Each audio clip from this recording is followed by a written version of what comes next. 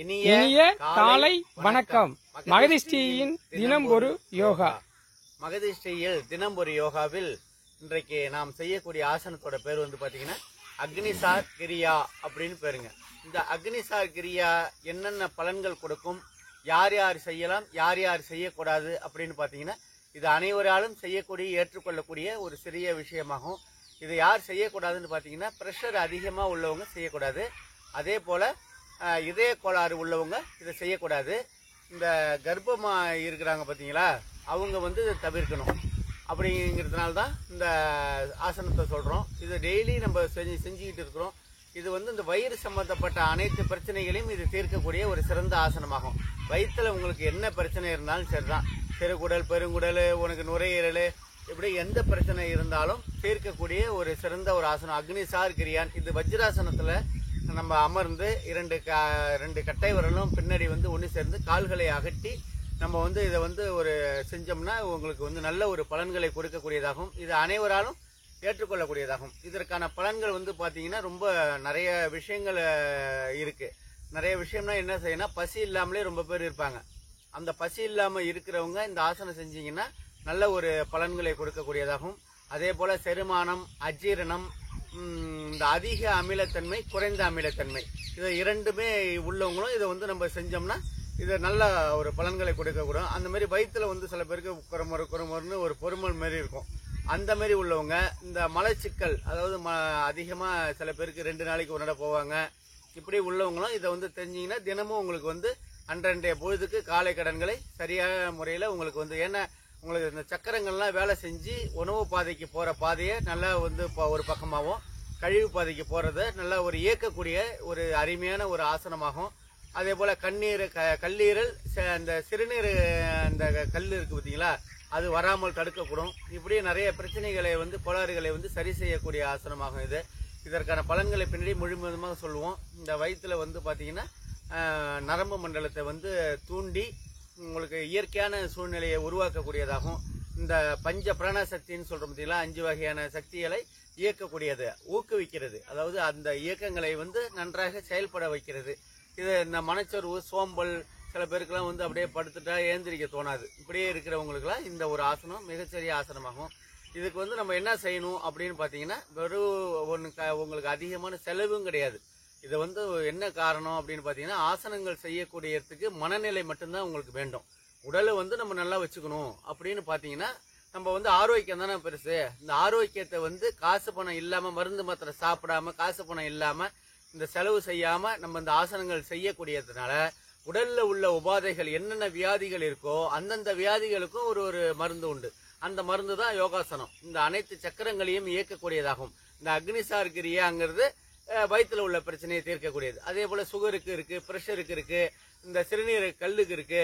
இப்படி வந்து இந்த மூட்டு வலி உள்ளவங்களுக்கு தனியா இருக்கு, வயிறு தொந்தி உள்ளவங்களுக்கு தனியா இருக்கு, மார்பகம் விரிவடைகிறதுக்கு தனியா இருக்கு, நினைவாற்றல் அதிகக்கூடியதுக்கு தனியா இருக்கு, ரத்த ஓட்டம் ஒரே சீரா போறதுக்கு தனியா இருக்கு. இப்படி ஒரு விஷயமும் நமக்கு வந்து செய்யறதுக்கு ஆசனங்கள் இருக்கு. இந்த ஆசனத்துல நமக்கு என்ன பிரச்சனைங்கிறது அவங்கவுங்களுக்கு தான் தெரியும்.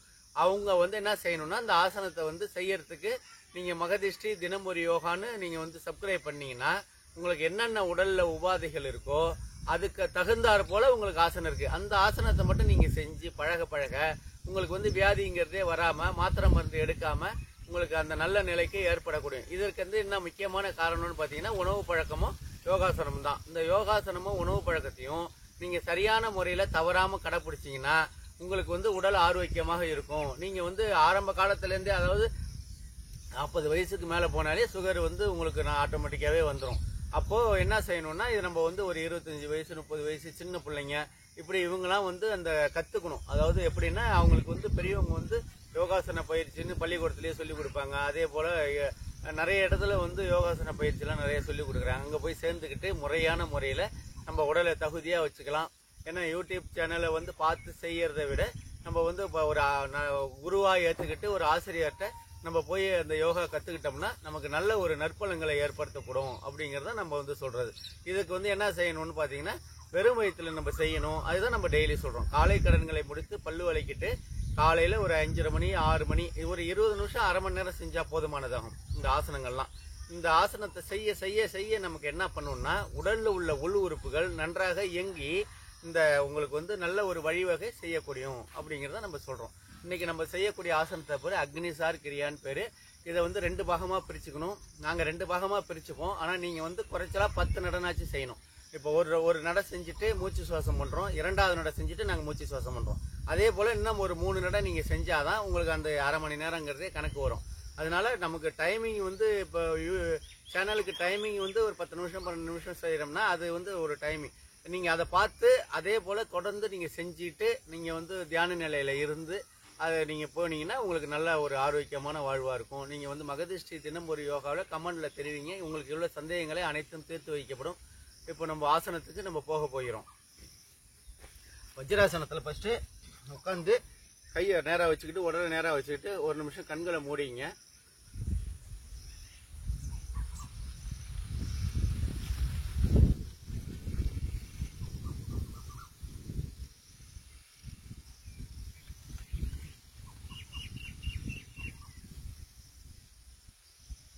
இப்போ கண்களை மூடிக்கிட்டோம். நம்ம இந்த மூச்சு வந்து என்ன பண்ணணும்னா மூச்சு வந்து இழுக்கக்கூடியல வயிறு வந்து வெளியில வரணும், மூச்சு விடக்கூடியல வயிறு வந்து உள்ளார போகணும். இந்த நிலையை வந்து இந்த ஆசனத்துல வந்து நீங்க பின்பற்றணும். நம்ம வந்து காலை வந்து இப்ப சாதாரணமா வச்சிருக்கிறோம், வஜ்ராசனத்துல தான் உட்காந்துருக்கிறோம். இதே காலை என்ன செய்யணும்னா அப்படியே அகட்டிக்கிங்க. இந்த பக்கம் கொஞ்சம் லைட்டா காட்டின காலை எப்படி இருக்குன்னு அப்படி லைட்டா செஞ்சு காட்டிட்டு அதுக்கு வரும் நேரம். நம்ம இது வந்து வஜ்ராசனத்துல உட்காந்துருக்கிறோம். இந்த கட்டை வரலும் இப்போ ஒன்று சேரணும். இந்த 2 விரலும் ஒன்று சேர்ந்து இப்படி உட்காந்து காலை நல்லா பிரிச்சிங்க. பிரிச்சுக்கிட்டு இங்கே உட்காந்துறீங்க. இதுதான் வந்து ஆசனத்தோட நிலை. இப்போ மறுபடியும் நம்ம திரும்பிக்கிறோம். உங்களுக்கு காட்டணுங்கிறதுக்காக நம்ம வந்து செஞ்சோம். 2 கட்டை வரலையும் ஒன்று சேர்த்துங்க. அதை பாருங்க, சேர்த்துட்டீங்களா? காலை நல்லா பிரிச்சிங்க. ஒரு 1.5 அடி அகலத்துக்கு பிரிச்சுக்கிட்டு கைகளை வந்து முழங்கல்ல வச்சுங்க. நாக்கை நல்லா நீட்டிக்கிட்டு அந்த நாய் வந்து இது பண்ணுவோம் தெரியுங்களா, செருமணியும் அதே மாதிரி நல்லா முன்னாடி முன்னோக்கி வாங்க. எண்ணிக்கை 1 2 3 4 5 6 7 8 9 10 11 12 13 14 15 16 17 18 19 20. இப்போ சாதாரண நிலைக்கு வாங்க. ஏன்னா உங்களோட எனர்ஜி பூராவே உங்களுக்கு வந்து வெளியாயிடும். வெளியாகக்குள்ள உங்களுக்கு வந்து மூச்சு வந்து தம்மாகும். மூச்சு தம்மாகல இப்போ வந்து என்ன செய்யணும், இப்போ சென்முத்திரையில ஃபர்ஸ்ட் சுவாசம் பண்ணிங்க.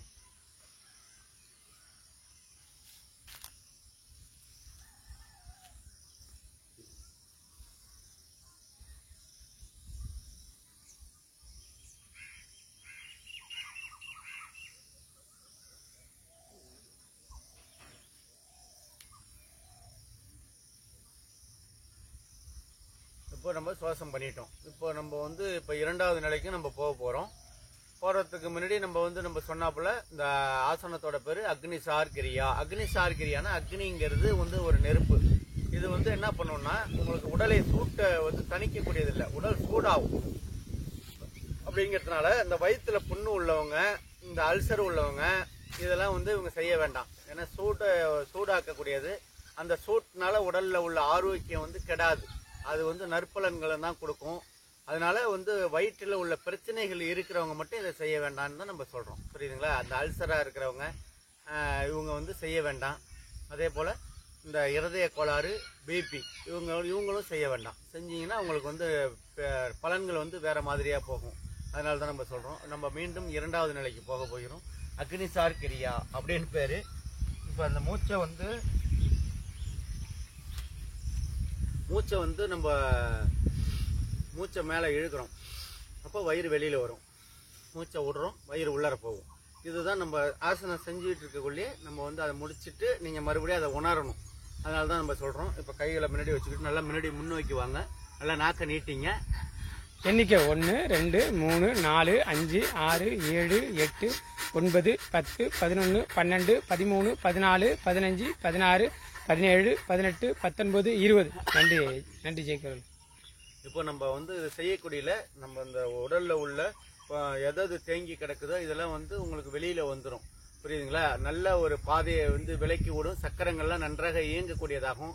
இதை நம்ம செஞ்சு பழகி நல்லா அருமையா இருக்கும். உங்களுக்கு நல்ல பலன்களை கொடுக்கக்கூடியது. இந்த மூச்சு இறைப்பு உங்களுக்கு செஞ்ச களைப்பு இல்லாமல் இருக்கிறதுக்காக தான் நம்ம வந்து சுவாசம் பண்ணுறோம்.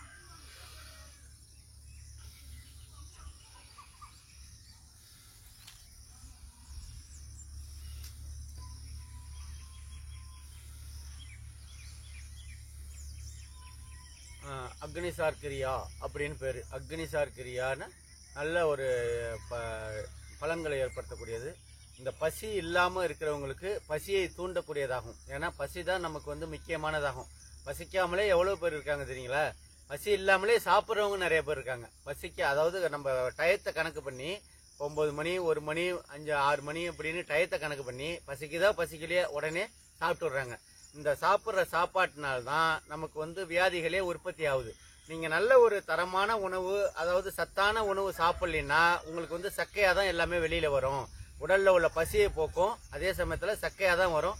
ரத்தத்தை வந்து இன்க்ரீஸ் பண்ணாது. ரத்த விருத்தி பண்றதுக்கு நீங்க என்ன செய்யணும்னா பழங்கள் சாப்பிடணும், நல்ல காய்கறிகள் சாப்பிடணும், நல்ல கீரை வகைகள் சாப்பிடணும்.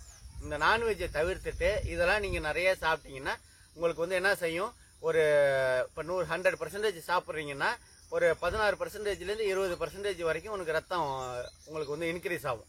பாக்கி இருக்கிறது 80% தான் கழிவு பாதைக்கு வரும். அப்படிங்கக்குள்ள நீங்க ஃபுல்லாவே அதாவது சாப்பிட்ற சாப்பாடு வந்து இப்போ பரோட்டா சாப்பிட்றீங்க, அதே போல அசைவ உணவு சாப்பிட்றீங்கன்னா இதெல்லாம் வந்து ரத்தத்தை உற்பத்தி பண்ணாது. ரத்தத்தை வந்து உற்பத்தி பண்ணாம பசியை தான் போக்கும். மீதி எல்லாமே கழிவு பாதைக்கு வரும். இந்த கழிவு பாதைக்கு வர்றதும் மலச்சிக்கல்கள் தான் உண்டு பண்ணும். ஏன்னா இந்த சாப்பாடு வந்து உனக்கு ஸ்டக்கான பொருள். மைதாங்கிறது வந்து உங்களுக்கு நல்ல பொருள் கிடையாது. அதே போல மைதாவிலேயே ஒரு நல்ல மைதாவும் கிடையாது. இந்த கடைசி உள்ளதுதான் இந்த பரோட்டாவுக்குலாம் வர்றது. அதை வந்து நம்ம சாப்பிட்டோம்னா நீங்க விரும்பி சாப்பிடணும்னு ஆசைப்பட்டீங்கன்னா மாசத்துல ஒரு நாள் சும்மா 1 2 சும்மா அப்படியே சாப்பிடுங்க. நம்ம ஏன்னா ஒரு பொருளை விரும்பிட்டீங்க அப்படிங்கன்னா அந்த மனநிலையை வந்து அதை மாற்ற முடியாது. அதையே தான் உனக்கு தோணும். அதே சமயத்துல தொடர்ந்து நீங்க வந்து அந்த பொருளை சாப்பிட உங்களுக்கு வந்து உடல் உபாதைகள் தான் ஏற்படும். இப்ப பசியை தூண்டக்கூடிய பொருள் என்ன, நம்ம ஆவியில வெந்த பொருள் நம்ம நிறைய சாப்பிடலாம். கீரை வகைகள், கூட்டு பொரியல்லாம் நல்லா சாப்பிடலாம். நார்ச்சத்து உள்ள உணவுகள் அதிகமா சாப்பிடலாம். பழங்கள்ல வந்து பாத்தீங்கன்னா சர்க்கரை சத்து அதிகமா இல்லாம ஆப்பிள் இருக்கு, இது இருக்கு. உங்களுக்கு வந்து சாத்துக்குடி நல்லா வந்து பொழிஞ்சு 1 கிலோ வாங்கி வீட்டுல வந்து நல்லா புழிஞ்சு சாப்பிடுங்க. இப்போ ஆஸ்பத்திரிக்கே நீங்க போனீங்கன்னா உடல்நிலை சரியில்லைன்னா டாக்டர் என்ன சொல்லுவாங்க, சாத்துக்குடி ஜூஸ் குடிங்கம்பாங்க. ஏன்னா உங்களுக்கு வந்து அது வந்து ரத்த விருத்தியை வந்து உற்பத்தி பண்ணி உடலை வந்து சுறுசுறுப்பாக்கி உங்களுக்கு வந்து மன தெம்பு கொடுக்கக்கூடியதான் இது. நீங்க 2 நாள் 3 நாள் தொடர்ந்து சாப்பிட்டீங்கன்னா உங்களுக்கு நல்ல உற்சாகமா நீங்க ஆயிடுவீங்க. அதனாலதான் சொல்லுவோம், என்ன பழங்கள் விலை கம்மியா கிடைக்குதோ அந்த சீசன் தகுந்தாப்புல நீங்க நல்லா சாப்பிடுங்க. இப்ப வந்து நாவப்பழ சீசன், நாவப்பழம் நல்ல ஒரு சர்க்கரை நோய்க்கு அதிகமான மருந்தாகும். இலந்த பழம் இதெல்லாம் வந்து நல்ல ஒரு பொருளாகும். இந்த மாதிரி பொருள் கிடைக்கக்கூடியத விலையும் கம்மியா இருக்கு. நீங்க அதை வந்து நல்லா இப்ப இந்த ஹைபிரிட்லயே இருக்கும், அதை வாங்கி சாப்பிடக்கூடாது. இலந்த பழத்துல இயற்கையா சின்னதா தான் இருக்கும். அந்த மாதிரி இந்த வீதியில எல்லாம் நிறைய பேர் வீட்டு தோட்டத்துல இருந்து வெளியில வச்சுக்கிட்டு ரோட்ல விற்பாங்க. ஒரு படி வந்து இந்த சின்ன படி அது அவ்வளவு பெருசு தான் இருக்கும், 20 ரூபா தான் விற்கிறாங்க. அதெல்லாம் வந்து நீங்க ரொம்ப காசு கம்மி. அதை நீங்க சாப்பிட்டுட்டு அந்த விளந்த பழ கொட்டையை எடுத்து நல்லா காய வச்சு அந்த சூரணை நீங்க பண்ணி வச்சுக்கிட்டீங்கன்னா உங்களுக்கு வந்து சர்க்கரை நோய்க்கு நல்ல ஒரு மருந்தாகணும். அப்படி இல்லைன்னா நாட்டு மருந்துகளில் வாங்கிக்கலாம், ஒன்றும் தப்பு இல்லை. சீசன்ல என்ன கிடைக்குதோ நீங்க சாப்பிடுங்க. அதே போல செரிமான சக்தி இல்லாதவங்க, அஜீரண சக்தி இல்லாதவங்க, அதிக அமிலத்தன்மை உடையவங்களும் குறைந்த அமிலத்தன்மை உடையவங்களும் இந்த ஆசனத்தை செய்யணும். அதே போல வயிற்றுல வந்து பொறுமல் இருக்கிறவங்க, வெளியே போகல எனக்கு அப்படின்னு சொல்றவங்க மலச்சிக்கல்ல விடுபடணும். அந்த வஜ்ராசனத்துல உட்காந்து கால்களை அகட்டி நீங்க வந்து இந்த மாதிரி செய்யக்கூடியல இந்த பாதையை வந்து அது விலக்கி உங்களுக்கு உணவை மட்டும் நீங்க என்ன செய்யணும், நல்ல ஒரு உணவா நீங்க சாப்பிடுங்க. இப்ப வெளியவே சுத்தமா போகல அப்படின்னு பாத்தீங்கன்னா முருங்கைக்கீரையையும் வாழைப்பூ இருக்கு பாத்தீங்களா, இது ரெண்டுத்தையும் சேர்த்து ஒரு அரை வேக்காட்டுல பொரியல் பண்ணி நீங்க சாப்பிட்டீங்கன்னா மறுநாள் பாத்தீங்கன்னா காலையில நல்லா ஃப்ரீயா வெளியே போகும். நீங்க நல்லா கவனிச்சு தொடர்ந்து நீங்க 2-3 நாள் சாப்பிட்டு பாருங்க. எவ்வளவு பெரிய மலச்சிக்கலாக இருந்தாலும் அது வந்து தீர்க்கக்கூடியதாகும். அந்த அளவுக்கு ஒரு நல்ல உயர்வான பொருள், விலையும் ரொம்ப கம்மி. முருங்கைக்கீரையும் ஒரு 10 ரூபா தான் விற்கும், டவுன்ல சொல்றேன், கிராமத்துல கிடைக்கும். வாழைப்பூவும் ஒரு 10 ரூபா தான் விற்கும். ஆக 20 ரூபாயிலே உங்களை உடலை ஆரோக்கியமா நீங்க வச்சிருங்க. இந்த கல்லீரல்ல வந்து பாதிக்கப்பட்டவங்க, சிறுநீரக கல் இருக்கு பாத்தீங்களா, இதனால பாதிக்கப்பட்டவங்க போன்றவர்கள் வந்து இந்த கோளாறுகளை சரி செய்யக்கூடிய இது ஒரு சிறந்த ஆசனமாகும். அதே போல வயிற்றுல வந்து இந்த மசாஜ் பண்ணக்கூடியதாகும். வயிற்றுல வந்து மசாஜ் பண்ணக்கூடியது, வயிற்றுல வந்து உள்ளார உள்ள உறுப்புகளை இயக்கக்கூடியதாகும், அப்படிதான் சொல்லணும். அப்ப இந்த நரம்பு மண்டலம் வந்து இருக்கு பாத்தீங்களா, அந்த நரம்பு மண்டல பஞ்ச பிராண சக்தி இருக்கும். அந்த பஞ்ச பிராண சக்தியை வந்து இது வந்து ஊக்குவிக்கக்கூடியதாகும் இந்த ஆசனம். அதே போல மனச்சோர்வு, களைப்பு, சோம்பலா உள்ளவங்க இதெல்லாம் வந்து இந்த ஆசனத்தை செஞ்சீங்கன்னா அதிக பலன்களை கொடுக்கக்கூடும். இந்த அக்னிசார் கிரியாவை அனைவரும் செய்து பலனடையுங்கள். மீண்டும் நாளைக்கு ஒரு ஆசனத்துடன் சந்திப்போம். நன்றி, வணக்கம்.